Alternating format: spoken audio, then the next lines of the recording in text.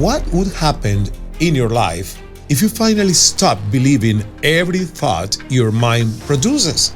Family is not just your blood family. Family is whoever is in front of you that can be there for you, that you can be there for them.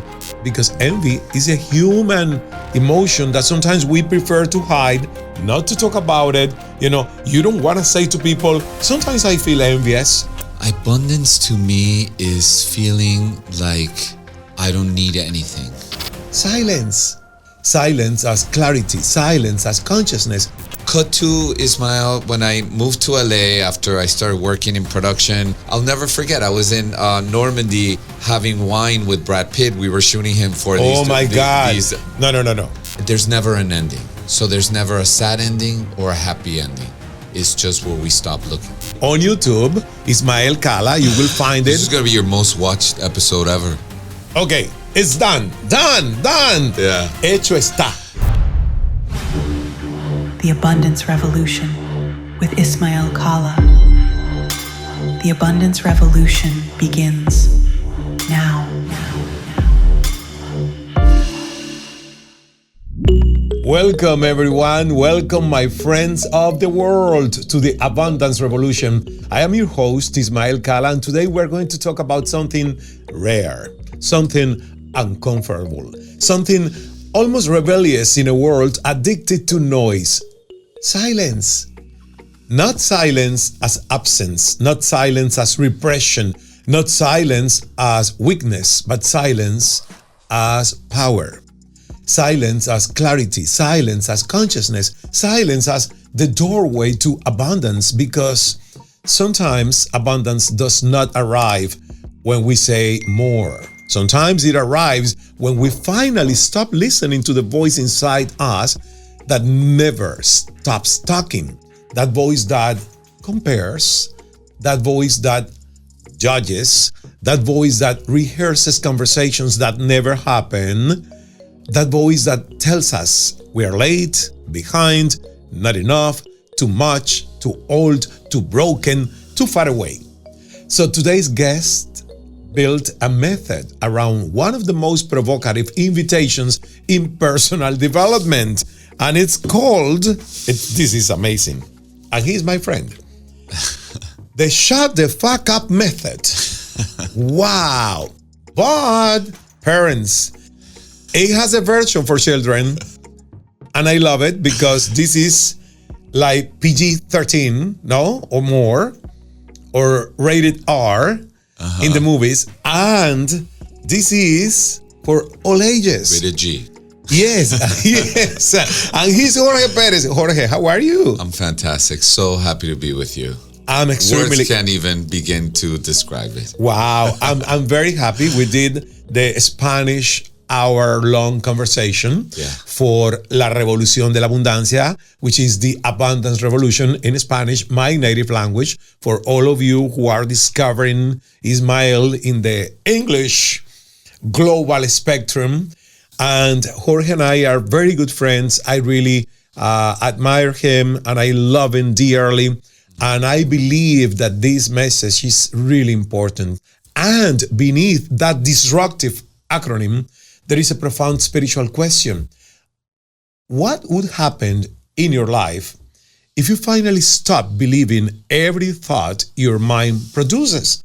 Jorge Pérez is a man who has moved through many worlds: personal development, entertainment, film, real estate, podcasting, transformation, and spirituality. He has studied with teachers that I really love and admire, such as Byron Katie, Dr. Joe Dispenza. Actually, Jorge was the bridge between Dr. Joe's team and Ismael's team, and we did that fantastic interview that actually was my first episode for the Abundance Revolution. And now Jorge is a guest. And thank you for that opportunity, because I've been a student of Dr. Joe Dispenza. You've been with him, part of his team and his retreats, and you produced that magic moment. Thank you.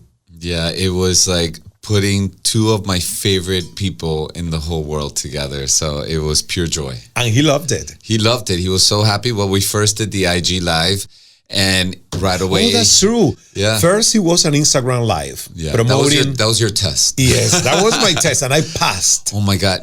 With flying colors. Not only passed, but you knew how to handle him and all the cadence and the pauses, and you left him wanting more. And not many people do that. People try to squeeze every single ounce out of him, but you were so tactful that he was like, all right, I want to work with this guy again. So kudos to you.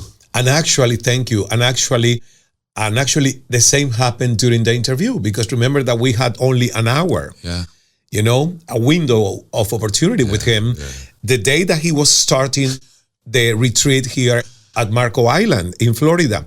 And we were taping for an hour, 20 minutes, because he was so comfortable. He said, I have more time. Okay, let's continue, Ismael. Yeah. I have more time. I love Dr. Joe Dispenza, and I think that the world owes him, you know, knowing with the rigor that he's doing about the benefits of mindfulness, meditation, visualization, creating a better life with our mind. So Jorge has been a pupil, a student, and a collaborator in Dr. Joe Dispenza's team. But he also studied with Marianne Williamson, Abraham Hicks, and Esther Hicks, Tony Robbins, and spent time in India in the presence of Swami Satya Sai Baba, which, wow, I just can't imagine, you know, having that amazing opportunity. Yeah, that was incredible. You know, I was there for a month, and I got to touch his feet. And according to the culture, if you touch his, I mean, you're basically, you know, you touch God. Really? And, wow. And I feel that trip really changed the course of my life. So I'm so grateful I got to do that. It's true. And I don't know if you kind of saw and witnessed his power of materializing things. Yeah. Listen, we tried getting, some people do have that interview where literally like rings and stuff come out of his hands. Yes. Allegedly, I haven't seen it myself, but he did literally pass by me, and I swear to God, Ismael, his hand went up and that sacred ash just poured like buckets out of his arm. Oh my God. And it was right next to me, so I saw magic. Wow. 100%. Yeah. Wow. Well, in India, for many Indian people, finding a living master, a living teacher, that's why guru means teacher, master, is the blessing of the divinity. Yeah. It's like, wow, finding somebody who is enlightened and will open the path and will teach you and will mentor you. And I understood that because, you know, here in the Western world, we believe in Jesus Christ, we believe in God, and also I believe in Jesus and in God.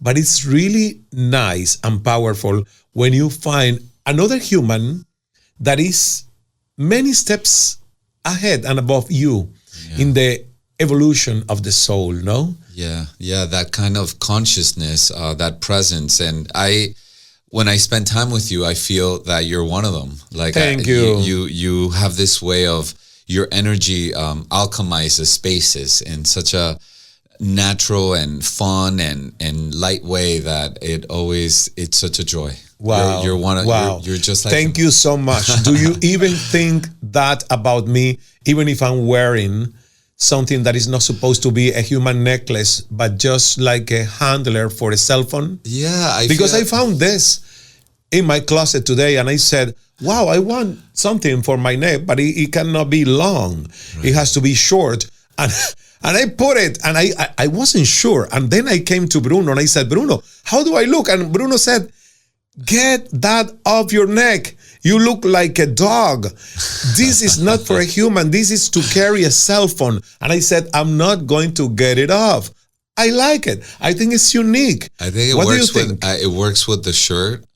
It's giving you a little fetish / canine / I lose my phone a lot and I'm not gonna lose it today. So you're hitting many targets. Yes. Yeah, Maybe I should be hanging my phone here, but no, because because, it has radiation. It has radiation. You're giving it to your heart. Exactly. Right away. No, Exactly. Well, that's what I love about this podcast. This conversation is a reflection of my neurodiversity. Yeah. Okay. And we are here not to read a resume of Jorge Pérez. We are here to understand the wound, the wisdom, and the silence behind the method. So formally now, Jorge, welcome to the Abundance Revolution. And I will start with the first question. Sure. What is abundance to you? Abundance to me is feeling like I don't need anything. Like I have everything I need. It feels like I am in this present moment feeling like there's nothing missing. Like I'm sitting here with you, Ismael, knowing that my bank account may look a certain way, my personal life may look a certain way, but I am so rich in this moment because I'm with you.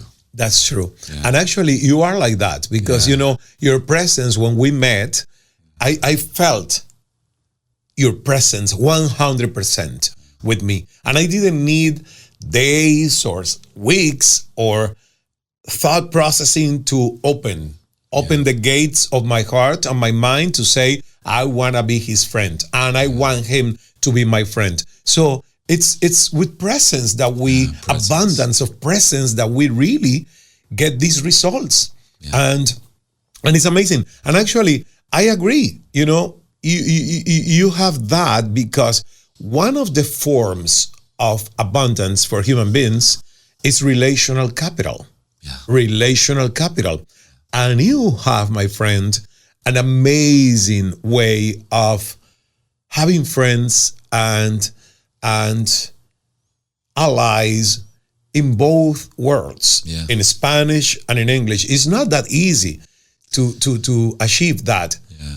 Were you always this charismatic and magnetic and approachable, easygoing to pull people into you? I think what happened to me was I had to move to the United States when I was 12 and live with my grandparents. And my parents stayed in Venezuela. And I think that really made me a citizen of the world. And it made me realize that family is not just your blood family. Family is whoever is in front of you that can be there for you, that you can be there for them. So I think, the birth of this book, of my way of being, is just love. And I don't put restrictions on, I just met you, so I can't be that close to you yet. For me, there's really no barrier. And I spent the last 2 days, we talked a little bit about this before, but my 15-year-old dog, I just found them. You sent me the picture. And when I saw that picture with the dog, like peacefully resting and the flowers, the roses, and I felt like, wow.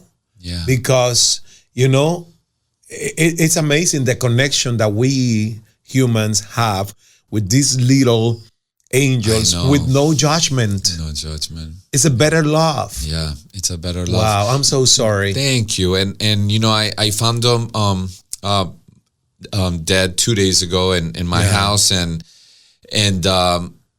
it's interesting because when I found him, like his tongue was sticking out, it was all black, and it looked like an emoji of what you would see. And all of a sudden, my stepmom and my aunts were like, "We're coming over," and they were like 30 minutes away. And Ismael, like, I looked at the dog. I was in the park, and the tongue was out, and I'm like, you know what? They don't have to see him like this. Yeah. So I grabbed his mouth and I opened it. It was really hard because when you die, you shut. Yes. And I opened his mouth and I shoved the tongue inside and I closed it, and he looked so peaceful. And then my stepmom and my aunt thanks God that's the picture that you sent me after you did that, because what you described before is not that pleasant to see. But that's part of life. That's part of life. And that to me was, I'm going to take care of my people. Just because I saw something that was really hard, they don't have to see it that way. And so when they came in and they saw him, they're like, oh my God, he died so peacefully. And I was like, yeah. So that's the story of my book. That's the story of my life, that we could look after people. Wow, Jorge, but your path is really fascinating because it does not fit into one single category. You have been an agent, a producer, a documentary filmmaker, real estate developer, podcast host, and you're a transformational guide, and you're a coach. You're a life coach. But underneath those roles, there seems to be one consistent thread, helping people dismantle the internal stories that keep them living below their potential. And what makes your work especially interesting for this conversation is that you arrived at silence not as a theoretical concept, but as a lived necessity. You spent decades inside the world of personal development, learning from some of the most influential teachers of our time, and still came back to a very simple, radical principle. Before we can expand, we must learn to quiet the noise that keeps us trapped in all identities.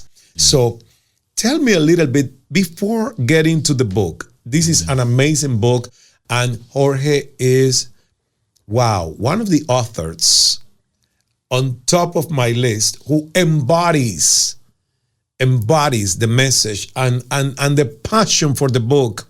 Is amazing. He created the whole branding. He is branded with the book title. And you see, you have to see, if you're just listening to this episode, this is an episode that you will have to reload, on YouTube. Ismael Cala, you will find it. This is going to be your most watched episode ever. Okay, it's done. Yeah. Hecho está. Okay, hecho está. That's going to happen. This is going viral. So, but I really love this because in this world of so much information, you have really to be the billboard. For your message, for your book, for your project, for your foundation, for your company, for your products, for your services, because really we have to create visibility. There is so much noise. But I want to go back to your story because it's amazing. I think your curiosity has brought you to several industries and spaces, So tell me a little bit about the beginning. Who was Jorge? What was your first entrepreneurial idea or career-wise decision? Tell me how you got to be Jorge Pérez, the one that I had the privilege to meet.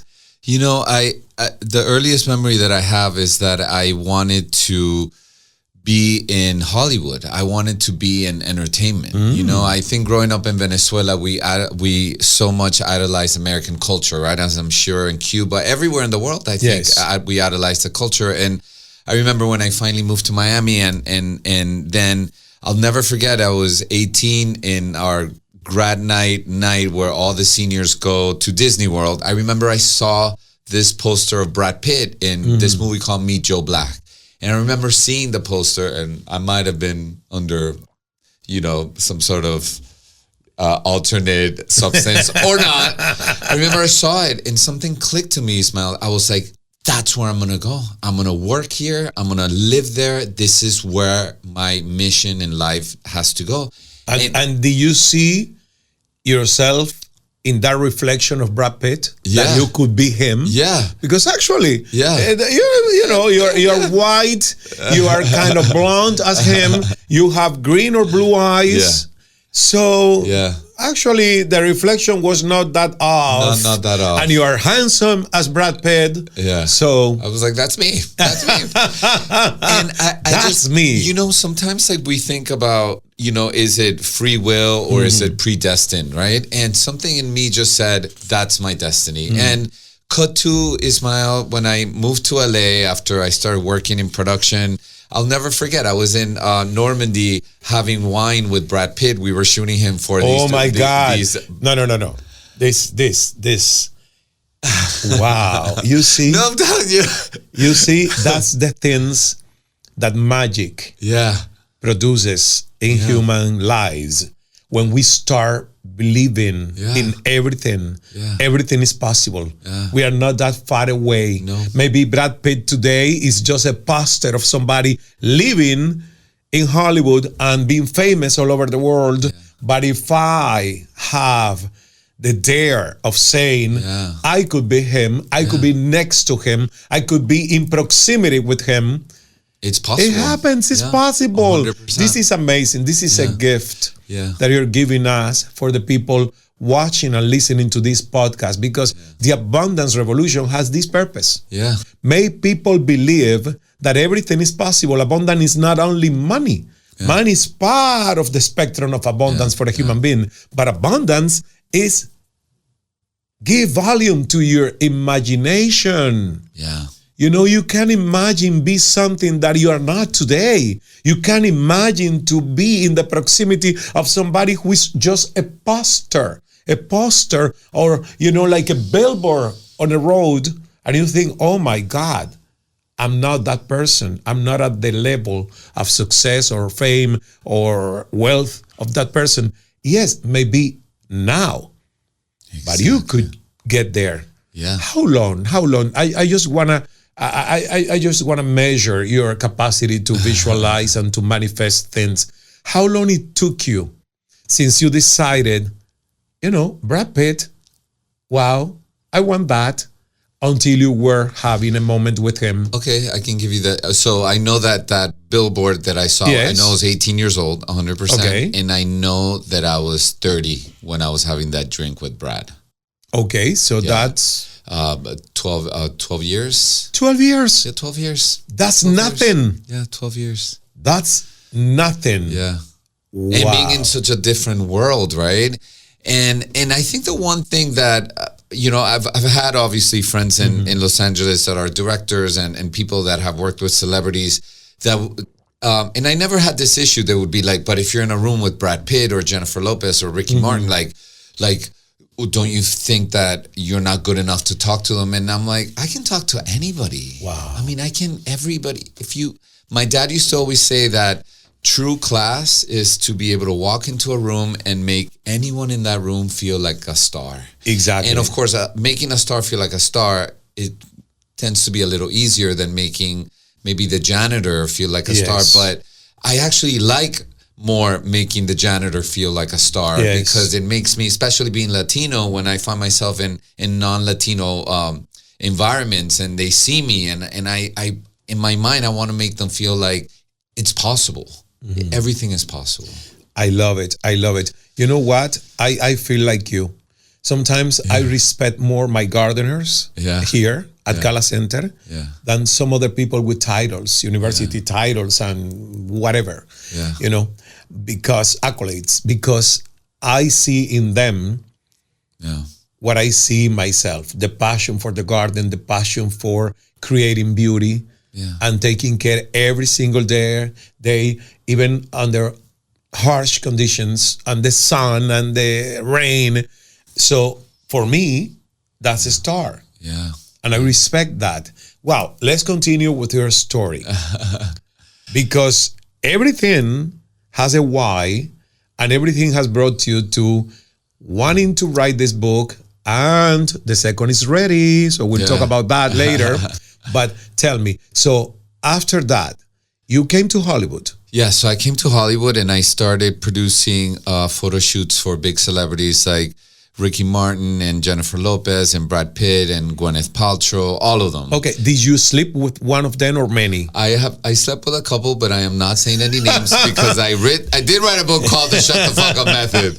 And trust me, whoever they were, I told enough people that needed to shut up. Okay, so the author of the Shut the Fuck Up Method, children's version, the shut up method. Yeah, okay, so you know, he's not going to break the norm and tell us if he slept or not with some of the celebrities. I mean, I don't care. It's just good content for the podcast.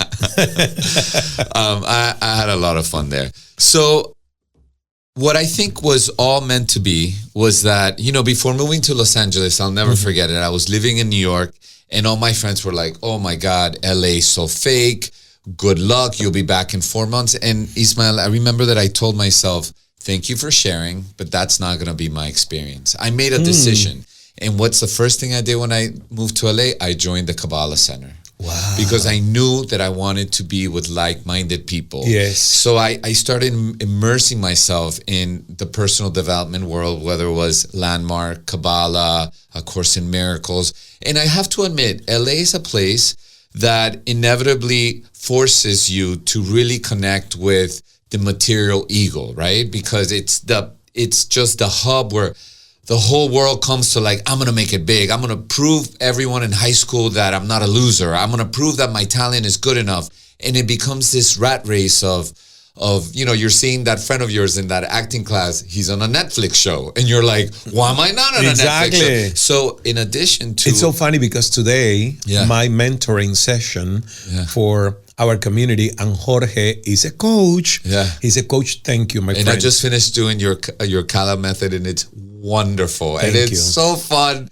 Enjoy It's fun. It's freaking fun, It's fun man. because you had some great, the music. Yes. Oh my God. Yes. You made me cry. At times I cried, at times I Yes. laughed, at times I was like, Ismael, you're so funny. But because that's my brain. Yeah. My brain needs... No, man, you're a character and a half. Yeah, my But brain that's your needs secret. variety, But that's why novelty. That's why people love you so much, because you can be so deliciously inappropriate. Exactly. And then all of a sudden, you're the wisest man ever. And the unexpected. don't ever freaking change. I'll kill you. No, I'm not going to change. Well, I'm going to change for the better. Yeah. To be more like irreverent and freer. But I was saying that you're talking about something so interesting, about the temptations getting into Hollywood and the material ego and the comparisons and envy. Yeah. And today, every Tuesday, I have with my Spanish community, all the different programs that Cal Academy brings. I have a live mentoring session every Tuesday, and on Thursdays, our coaches like Jorge, they alternate on Thursdays. And today I was talking about envy, because envy is a human emotion that sometimes we prefer to hide, not to talk about it. You don't want to say to people, sometimes I feel envious. But today I said we have to address the elephant in the room, because it's a human emotion that will bring useful information about how we feel, in comparison to other people. Yeah. And actually, I had to work and purge envy, because I was really envious for 32, 33 years of my life. So how do you deal with that in Hollywood? So the one thing that I discovered really early in Hollywood, and I'll give names on this one. So when I moved to Hollywood, I became really good friends with David LaChapelle, the photographer. Yes. And Pamela Anderson. Pamela Anderson. And we were going to this Flaunt magazine party, which Luis Barajas is the owner. Now he's a dear friend of mine. So I I'm literally 1 week in LA, walking with David and Pam, arm in arm. And Luis, the owner, was like, oh my God. And he's Venezuelan. He has the funniest, the way he talks. He's like, oh my God, come over here. Oh my God, you guys are so studs. Come here. Like the whole thing. And I felt for that moment, Ismael, like the celebrity treatment. And I was like, oh my God, this is great. And the party was going to last 3 more days. So he was like, come tomorrow if you want. It's going to be so much fun, whatever. It was in Hollywood Hill. So the next day. You could be an actor as well. I know. I'm very animated. So the next day, I decide to go, but without Pam or David. I bring 2 non-celebrity photographers, because I was representing photographers and producing photo shoots at that time. I walk in with the 2 non-celebrities, Ismael. It was like Luis had never met me in his life. I was like, hey, how are you? Hey, how are you? Like, joking around after the whole day of adoring me. I pull his shirt and he whisked me away. He didn't remember you. I talk about this in the book. And Ismael, rage fueled my body. I was like, my friends were right. LA is piece of shit. It's all about who you know. It's materialism. It's this and this. And all of a sudden, like God, like a download, a voice came down on me and it said, it's not personal. When they love you, it's not about you. it's what they think they're getting from you. And when they don't love you, it's not about you either. It's what they think they're not getting from you. Okay. So it was never about you. Yes, I love it. I love it. I love it. We can dissect it. We can dissect it. Yes. This merits deconstruction. I get it. It's in the book, and the key section 2 on chapter. Okay. I do a whole chapter about LA. It's in the book. Yeah. And I love that, organically during our conversation, Jorge's given us snippets. And by the way, LA could be an organism like Miami, like anywhere. Yes. So that's what's beautiful about the example. Okay, so the book, this is the children's version, the shut up method, and this is the shut the fuck up method. It's on Amazon. It's on Amazon. Both of them? Both of them are on Amazon, exactly. Well, I actually will after deconstructing. But let's deconstruct. Tell me how you want me to. Repeat exactly. The download. Yes, the download that you received. So the download, which, by the way, helped me navigate LA for 20 years with so much love after week 1 of being there, is the following. When people love you, it's not personal. It's they think you know this one, or you're that person, or you can open this door. But you said it in a very nice phrase. Yeah. When people love you, it's not about you. It's about what they can get from you. What they think they're getting from you. What they think they are getting from you. And when they don't love you, it's not about you either. It's about what they think they're not getting from you. Oh. So it was never about you. Okay. And once how do you find true friends and love? If that's the dynamic of an ecosystem like LA or Hollywood. You know, one of my first mentors in the world was Byron Katie, who you've heard and know about. And I remember this saying that she had that was, human beings don't love, they want something. Now, I'm not suggesting all relationships are transactional. Okay. But there is a reason why we feel connections to people and why, Ismael, since I met you, I just know we have to be in each other's lives. And it's not like I didn't have a PowerPoint presentation. True. But you know what? It's true that we want something. Because I love you. Of course. But when I think about you, I feel the good feeling I have in your presence. Yeah. You know, it's all, I'm getting something You're from getting something from me. Yes, it's true. Oh my God, if I'm it's walking not something material, maybe, but it's something that is spiritually, energetically. You're getting value. I'm getting value. I'm getting something that my system has a memory of Jorge. And when I think of Jorge, I think about an experience that is giving me value. Yes. It's not getting something from me and getting me like weaker. Ismael, for the last 15 years in LA, and using my book, not saying names, my best friend was a billionaire. And this guy's family, and we're no longer close, but for 15 years, he took me and like 10 other guys on trips all over the world, all expenses paid. All we had to pay was our flights. And I was the one friend that would go on every trip. He would like switch them around because he was really busy, but I was class clown. And I know what my place was. I wasn't there to provide sexual favor. I was there as entertainment. And really? I was entertainment? No, I was like, bring on the clown. And it got to the point where if I wasn't performing, like they were like, well, why aren't you being funny? You know what I mean? It's interesting. Yes, and again, I'm not blaming this on him. Everything is an exchange of services. And maybe in hindsight, because we're not really close anymore, I should have said, you know what? Let me not go on these trips anymore because because you're expecting something from me that I'm not professionally like a clown. Exactly. So you're not paying me to be funny. Yeah. If I want to be funny, I'm funny. But if I want to be reserved and silent, and you're expecting me to entertain the masses.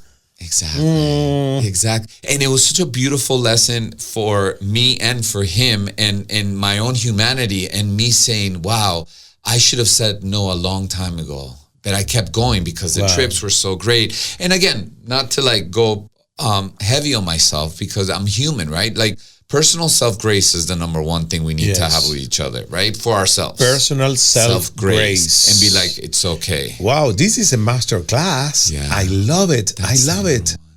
Wow. Well, Jorge, I want to continue with a paradox. Because we live in the loudest moment in human history. Absolutely. And there is noise everywhere. Yeah. External noise, digital noise, spiritual noise, productivity noise, opinions noise, motivational noise. Even healing has become noisy. A noise. Yes, there is always another technique, another method, another course, coach, there's another hack, another affirmation, another guru, another strategy, English podcast, another podcast episode telling us what to do. And yet, with all this information, many people are more anxious, more confused, more disconnected, and more exhausted than ever. So I want to bring you data. Yeah. Because I was reading something, and Harvard psychologists Matthew Killingsworth and Daniel Gilbert found that people's minds were wandering 46.9% of the time, and that mind wandering was generally associated with lower happiness. Their famous conclusion was simple and powerful. A wandering mind is an unhappy mind. Yeah. And another study led by Timothy Wilson and colleagues found that many participants did not enjoy sitting alone with their thoughts for just 6 to 15 minutes. Some even preferred giving themselves mild electric shocks rather than simply being alone with their own minds. Wow, that is extraordinary. It means many of us are not just afraid of silence. We are afraid of what silence reveals. Yeah. And this is where your work becomes so relevant, because perhaps the problem is not that people do not know what they want. Perhaps the problem is that they cannot hear their own truth beneath the mental noise. Yeah. So, what was the moment and the first idea that told you need to write about this? You need to write a first book and choose this topic. Tell me how this was conceived. The way that it was conceived was actually in my first time being a volunteer at Dr. Joe's Dispenza's event. And he was on stage talking about where you put your attention, energy grows, like the observer effect. Yes. And then I had this perfect moment where we went on break, and I caught like participants complaining, staff complaining, volunteers complaining. I say this with so much love. I love my staff and my complaining Dr. Joe team. About what? Just food, anything at all. And then in that moment I told like one of his number one people, I was like, what's going on here? No one's doing what he's telling you to do. What kind of system are you guys running? And that person who I love to death kind of jokingly said, well, what are you going to do about it? And I said, I'm going to write a book, and it's going to be called Shut the Fuck Up. So Ismael, the original idea of this book, and it's grown, was about bringing that rigor, that discipline of silence, of not complaining, of not gossiping, of really thinking about, before you throw that pebble in the lake, think about the ripples that it makes. And then you can still throw the pebble if you want. Repeat that phrase. I love it. So imagine there's a still lake. Yes. And you have that pebble. Yes. What if before we throw the pebble, we think about the ripples that it's going to make? I know. I'll give you an example. 2 days ago, I find my dead dog with a tongue sticking out, and my stepmom and everybody's coming. And I go, you know what? I don't want them to see him like that. I want them to see him like beautiful, because I give a shit about them. So I grabbed his mouth and I stuck it in. And now they have a story, unless they watch this podcast, that he died peacefully. And I get to be the one that maybe considers that it wasn't that way. Yes. And that to me is this book. This book is to truly love people and their experience, and think about how we can make the landing a little softer for them. And my friend, yeah. I feel what you're feeling, and I feel your tears. Yeah. And the death is what confronts us with our essence in love and the expansion of our soul. Probably, I'm not ready to see a dog or a human being that I love dead. Yeah. I'm not ready. Yeah. And the other day it happened and I wasn't here. And one of my cats was found dead. And it wasn't here. And then I said, God knows that I'm not ready to see yet a dead body of a pet and a person that I dearly love. Yeah. And actually, I know that God has avoided that. Why? Because when I left Cuba, something happened that the government banned me from coming back to Cuba for 15 years. 15 years. And I could not see my father at the funeral. I couldn't see my grandmother. And actually, she was like a second mom. And sometimes the first one, because my grandmother was so essentially my upbringing. And I couldn't be there for her funeral. And my aunt, my grandma's sister, Griselda. And then I was like, oh my God, I couldn't be there. But I was years after relieved because I didn't see them laying in a casket, And I have a memory of them being alive. So you brought me to something that I've been kind of unintentionally avoiding in my life. I don't know what to do, to tell you the truth. I don't know what to do if I have to confront that moment of seeing a body. I know that the person is not there, that the consciousness, it's energy, ether. It's energy. It's energy in the quantum field. It's free now. It's free to connect with you, with me. Your dog's soul is with you. It's here right now. 100%. But we have attachments and we have a lot of growth to do as humans. So I don't know. God will decide when I'm ready. Yeah. And I'm just rehearsing in my mind how I will really, behave and feel that moment. Because it's very hard. So wow. Yeah. Wow. And maybe right now in your trajectory, there's other assignments that you need to do before you see that. Because that's going to open up a whole nother thing that maybe it's just not the right time yet. Yes. I agree. Wow.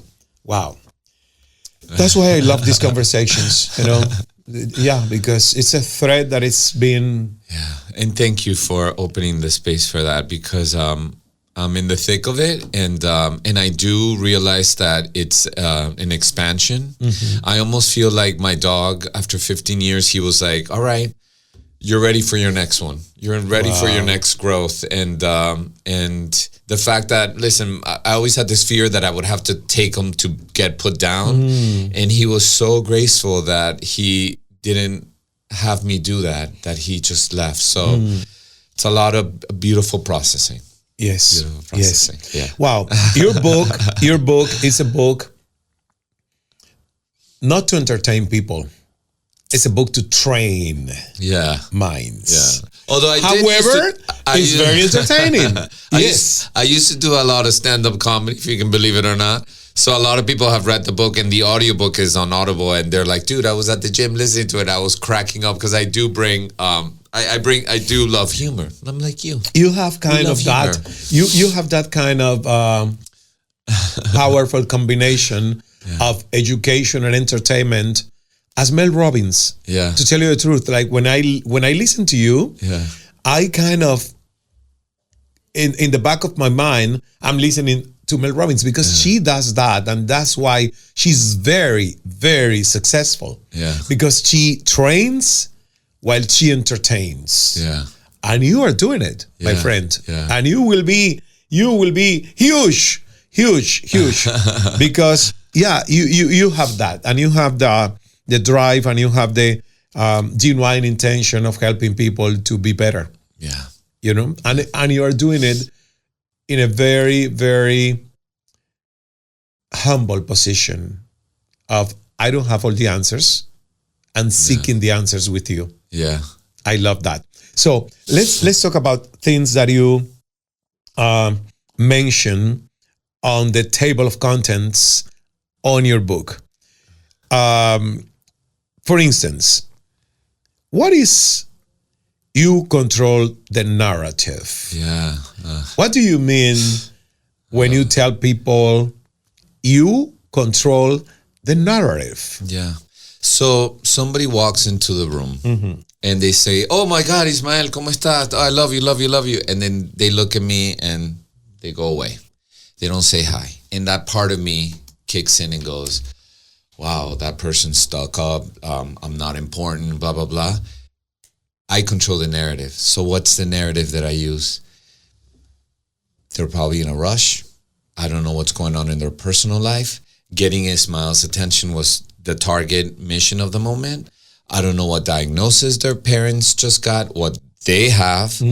Why am I going to take it personal when I get to control the story of why they didn't say hi to me? And guess what happens? 9 out of 10, that person sees me later and goes, "Hey, I'm really sorry. I didn't say hi. It's just that I had to run." Yes. And it's almost like the universe confirming me, you see, you got the power. You run your narrative. I just did a huge event with an organizer. I'm going to use my book and not say names. But I went to his event and I was part of the board. And the whole 2 days that I was there, he wasn't saying hi to me at all. Like, "Hey, what's up? Hey, what's up? Hey, what's up?" And there were so many moments, Ismael, that I wanted to casually tell somebody, "Hey, do you think he's acting a little weird?" But I was like, no, I control the narrative and I'm not going to put that information out there. 2 weeks later, that person calls me and goes, "Hey, can you come in Soho House and do an event with your book? We would love to have you." I did it, killed it.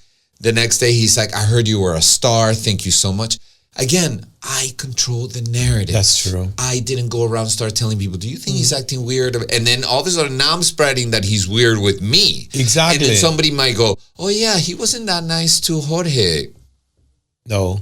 I have a chapter called "We Are Our Own Publicists." Like, we get mad at people for talking shit about us, and we're the first ones that give them the ammunition. If someone doesn't like me, or that's the first thought, I immediately go into, I'm going to be so wrong about you, and I'm not going to take this personal. In 9 out of 10, Ismael, that person turns out to be a great human being to me later. Wow. I love it. That's what that chapter is about. I love it.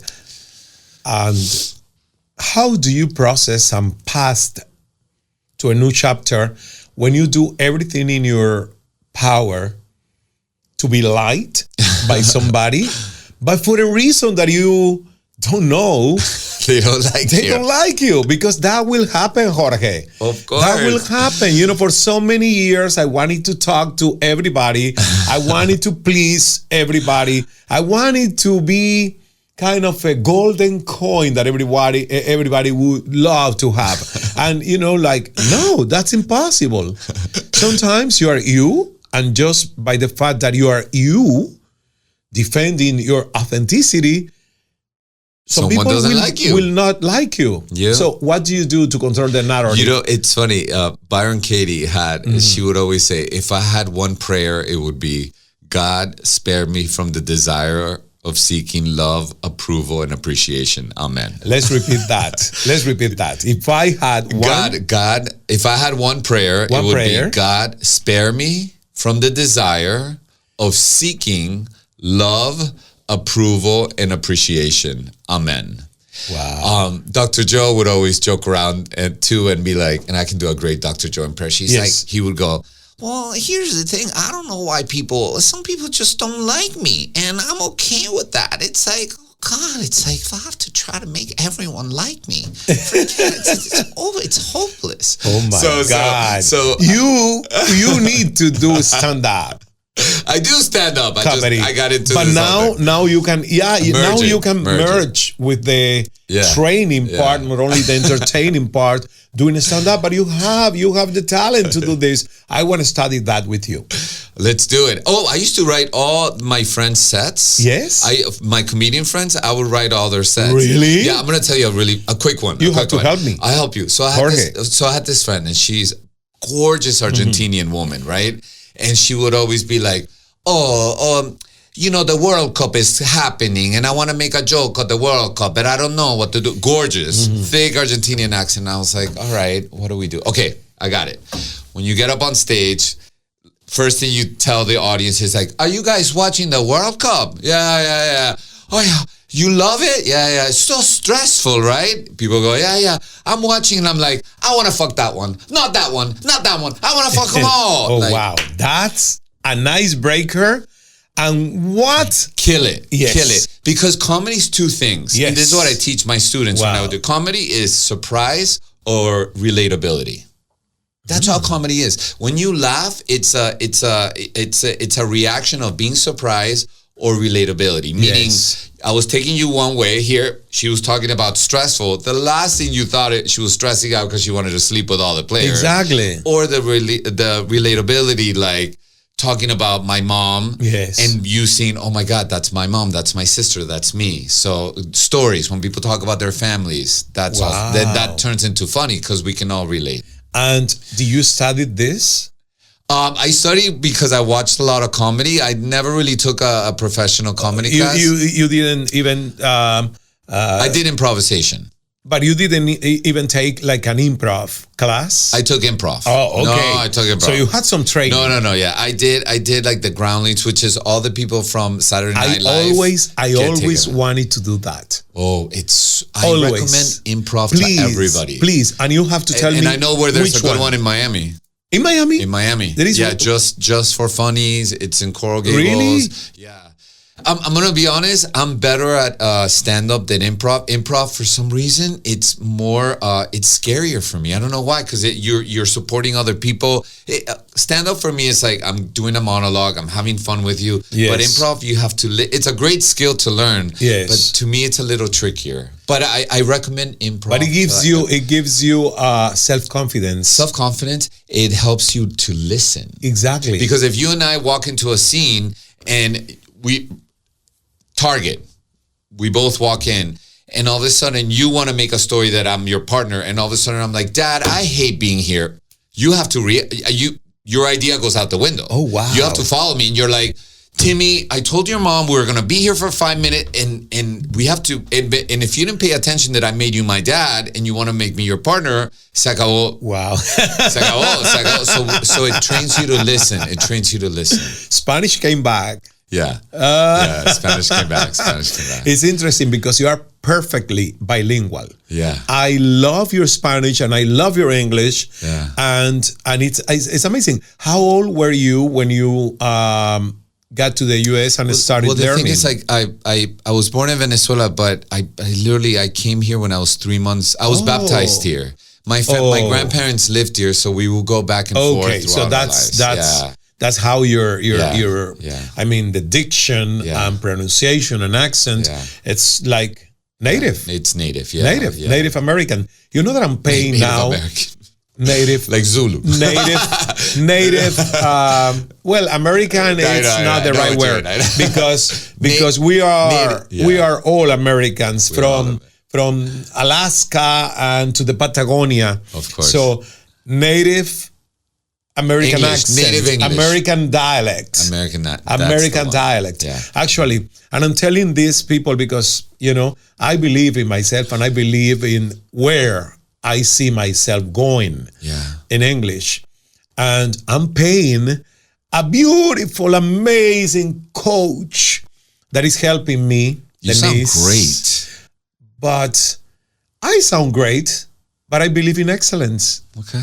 I believe in Kaizen, which is the Japanese principle of constant improvement. Yeah. Constant improvement. I want to be able to feel the confidence of talking to anybody in the world.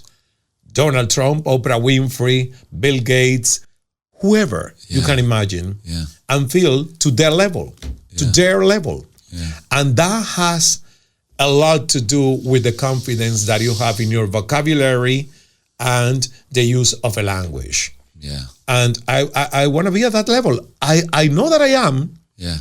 But the little Ismael still needs reinforcement. Yeah. And I'm paying for that reinforcement for the little Ismael. Well, I can hear it. Seriously, I see like the vast improvement of it all. So it just started.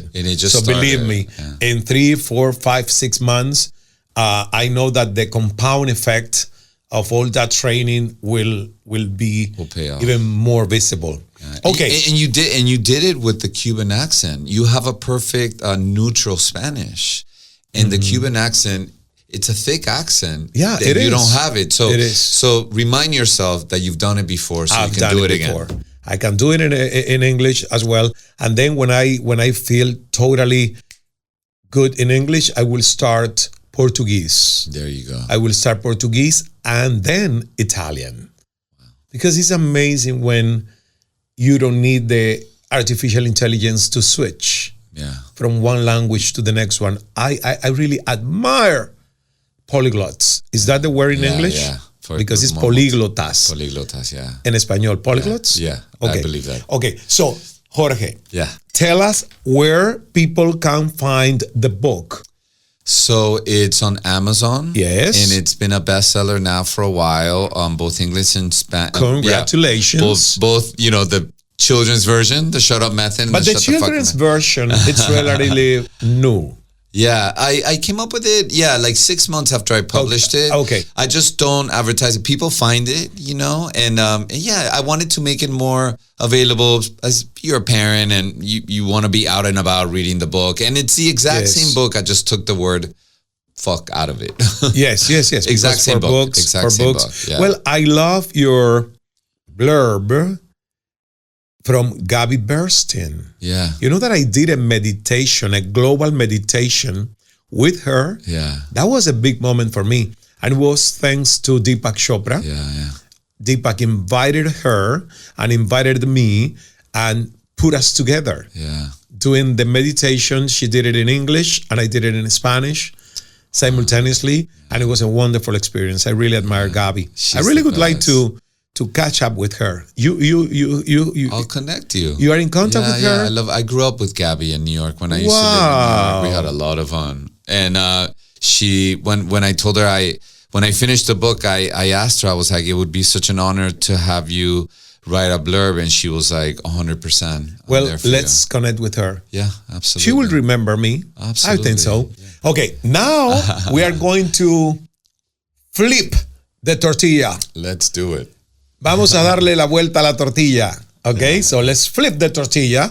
And now we are going to ask me freely the 5 questions whatever you desire to ask me. Okay, my first question is, do you feel as a culture we are headed in the right direction? Yes. Okay. And no. You have it. I know. Can you elaborate? Why? Can you elaborate on I that? will elaborate. Okay. Yes. I think that really we are in an awakening era. Okay. I can feel it, even with my work. Yeah. Personally, I have a lot of more men coming to the seminars, retreats, and trainings than 10 years ago and 5 years ago.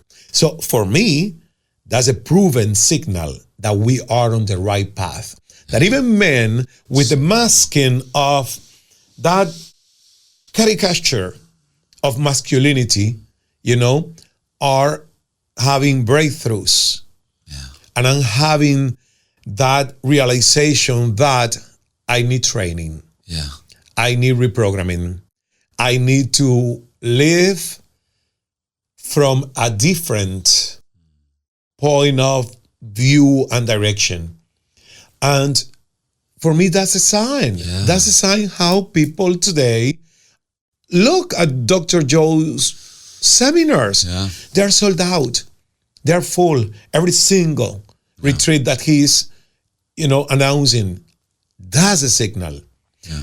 People are listening. People are having conversations saying, why, if I have everything that the social script told me to achieve, I'm feeling empty inside. Yeah. But when I say no, it's because, I'm feeling that we are having more people awakened. Yeah.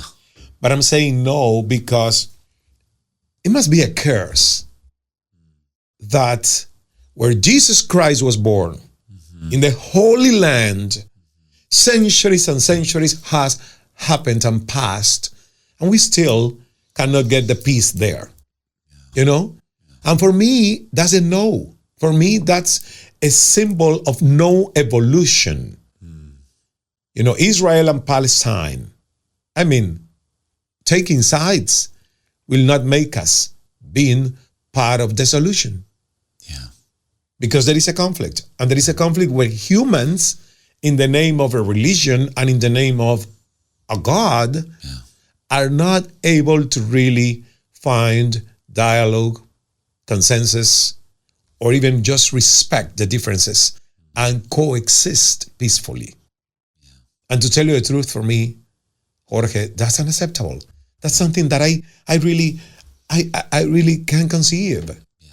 You know what I mean? So in a way, I'm celebrating that I see signals of, yes, we are on the right path.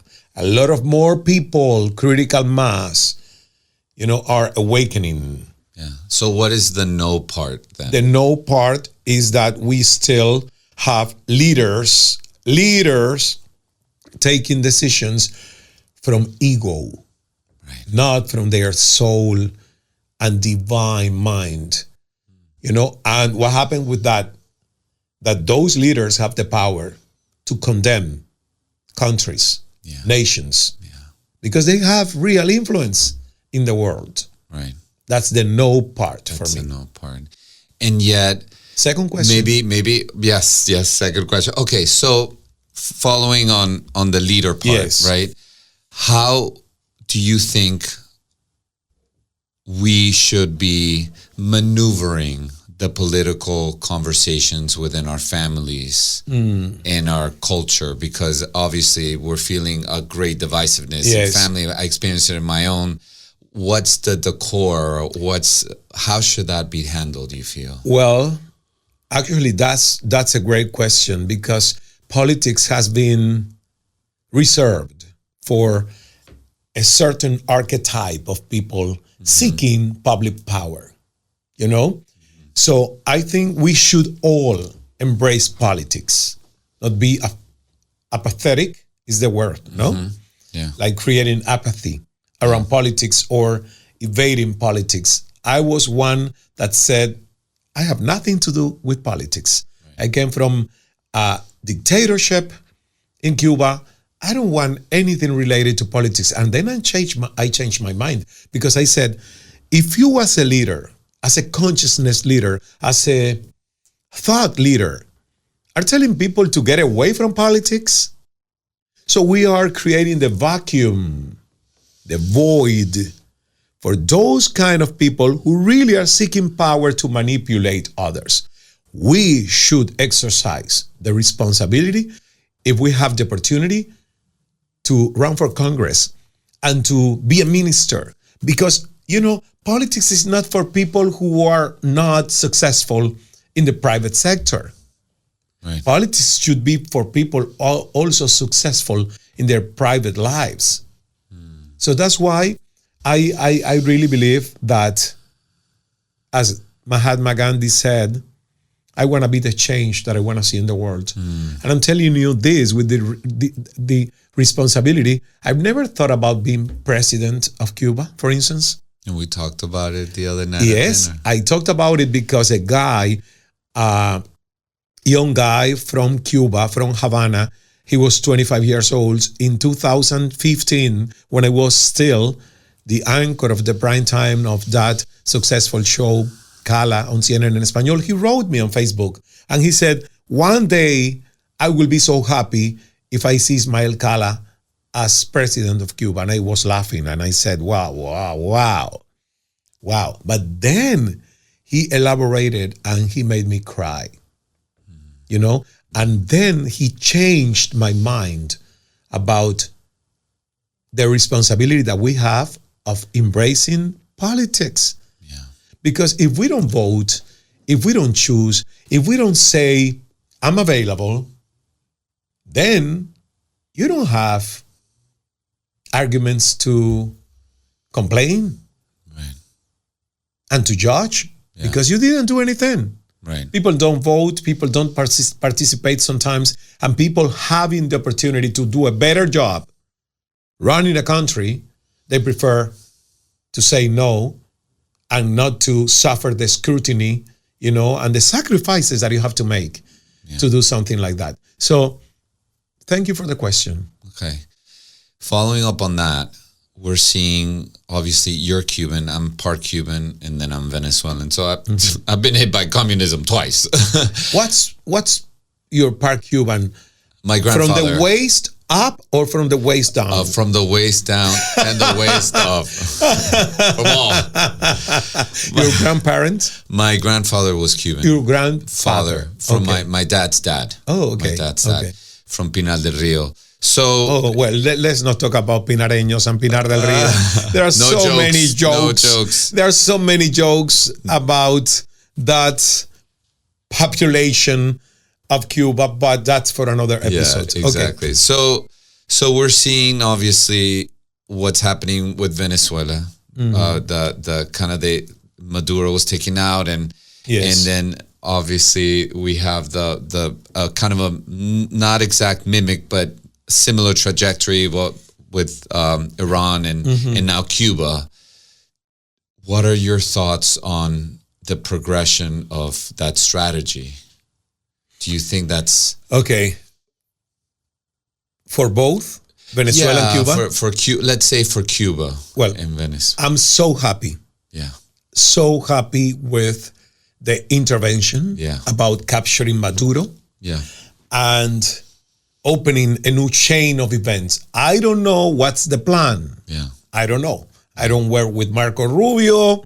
I wish I could have the plan, the strategy, but I think that probably this have been studied long enough to know that the transition in Venezuela is possible. And it's actually easier in Venezuela than in Cuba because Venezuela didn't abolish completely the private sector. Mm-hmm. So it's easy to reconstruct the country. And it has more resources and oil and we know. By Cuba, wow. Cuba will need hands-on intervention. A lot. Cuba is a disaster. Yeah. A dysfunctional, shitty country. Yeah.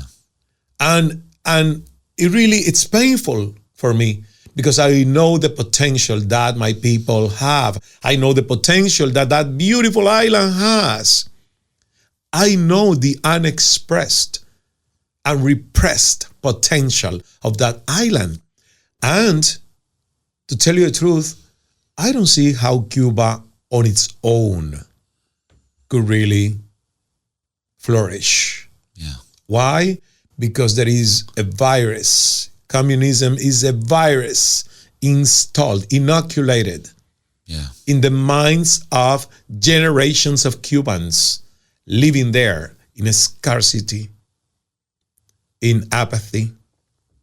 So for me, and this is not very popular, but for me, what I really would like to see in Cuba is the mentorship of the United States, the protection of the United States, to be rigorous in that the transition from a dictatorship will be really a path to democracy.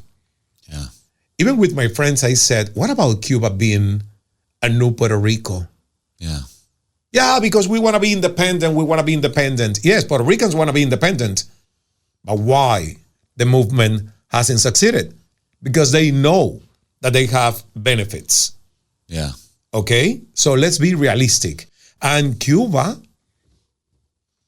I don't know. I think Cuba will need some kind of protection, if not permanently as Puerto Rico, but for a certain number of years until they could really make sure that Cuba will be a real democracy with freedom of the press, freedom of opinion, freedom of creating different political parties. You know what I mean? Yeah. And that will take years. Yeah. And a lot of will and a lot of money. But the good news is, Jorge, that we Cubans and friends of Cuba here in the United States and abroad, we are willing to pay the price. Yeah. And reconstruct that island. And that will happen. That will happen. Amen. I just imagine a Cala Center in Cuba. You know, a Cala Center in Cuba and going there and having responsibilities in build a free press. So there is so much that is happening. And actually, I really believe that Marco Rubio and Donald Trump are serious when they say this will happen. This will happen. Me too. Thank you for that question. Yeah, you're welcome. So now bringing it more, less political and macro, let's bring it more micro. In a world where there's so much content and noise, and I do believe that the best gift we could give ourselves and the world is expand our own consciousness, right? How would you advise your average person to create some sort of ritual, like a daily ritual that could expand their consciousness so they can handle this world in a healthier manner? Wow. I have my rituals, my priming ritual in the morning. And that includes, first of all, gratitude. Yeah. You know, like gratitude. Before 100%. Leaving your bed, before jumping off your bed, when I open one eye, even one, I said, thank you, God, for a new day, for a new opportunity to better myself. Thank you, God, for the opportunity to receive wisdom today, to deal with everything that is going to happen. I don't know what, but I'm going to have your guidance. So thank you, God, for making me feel alive. Gratitude, Jorge, it's simple, but so powerful. And a lot of people are really like putting their attention in what is lacking and not what is present. So gratitude. The second ritual I do after I go to pee, to the bathroom, is to write. You see, this is my companion. It has to be expensive. If anybody, beautiful journal. Yes, expensive notebooks, journals. Why? Because your ideas are valuable. Yeah. And I want to handle something like Mont Blanc. One day Mont Blanc will sponsor this podcast. I'm sure of that. Oh, 100%. Because they know that I promote them a lot. I love this because when I write, this is a new one. I have a collection. And look what I do. I become a kid.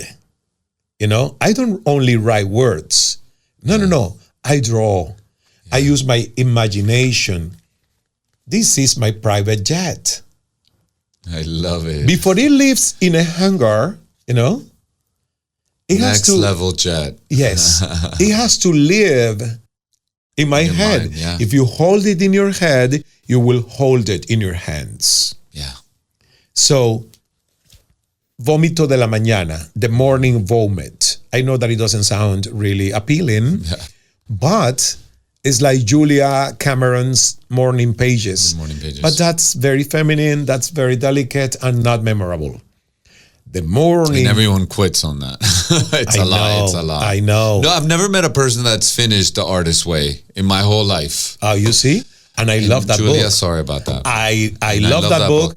And Augusta Silva, my star producer, let's book Julia Cameron to this podcast because actually, thanks to The Artist's Way and to the book, I kind of reframe the exercise and I put a kind of more irreverent and more memorable title for the exercise, the morning vomit. Yeah. It's a vomit. It's something that, and actually that's the intention of the morning pages. Yeah. Okay? But you need to empty the cup of your mind. Yeah. And then when I do that, like writing, no judgment, no censoring, then I go into meditation. Yeah. In the garden.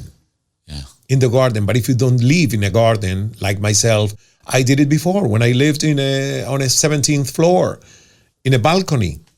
You know, like you can meditate anywhere, obviously. In nature, you like exponentially double your benefits. And then exercise, walking, dancing, qigong, those rituals. If you can take like 40 minutes every morning and do this, you are living by design. You're not an accident in the universe. You're being intentional. You are intentional. And now you come to your last question. My last question is, what do you think happens when we leave? Oh, we finally have an orgasm. Finally. It's like the big Well, that bang. I've done a few times. Believe me, the one that is, like it's waiting a really for you. long one. Yes. It's like the big bang. Yeah. It's where when you leave. Well, that's what the French call le petit mort, is an orgasm, the little death. Wow, you see? You know, le petit mort. You see? Yeah. Le petit mort. It's called an orgasm, yeah. Wow, beautiful. Yeah. Well, you will have not the petit, the huge, big. Le grand mort. Le grand mort. And actually, that's what I think. That's really what I think. I think that when you go, you will see like light. It's an orgasm of light, and I feel that you will feel certain breeze, because you are becoming energy, you are becoming ether, you are becoming space. You will feel the breeze, and the breeze is not hot. It's kind of it's like air conditioning. Air conditioned breeze. Yes, yeah. I love it. And you will feel expansion, and you will feel that you were trapped in a very fragmented experience. It was wonderful because we had the opportunity to kind of savor chocolate. An experience of five senses. Yeah. And had sex and had hugs and kisses and touch plants. But actually that was so wonderful will be really small as an experience, with the sensation of the expansion and timeless being that you will realize we are. So it's amazing. I'm not afraid of dying. I'm afraid of dying with no evolution. I'm afraid of dying before I get to the point of saying, wow, I did my work and I am an apprentice of a sage and I did my work. You know what I mean? So that's why I want an extension in this temporal experience, which is life. I want an extension, like 137 years. And if I get there, when I get there, I'm sure that God will allow me that.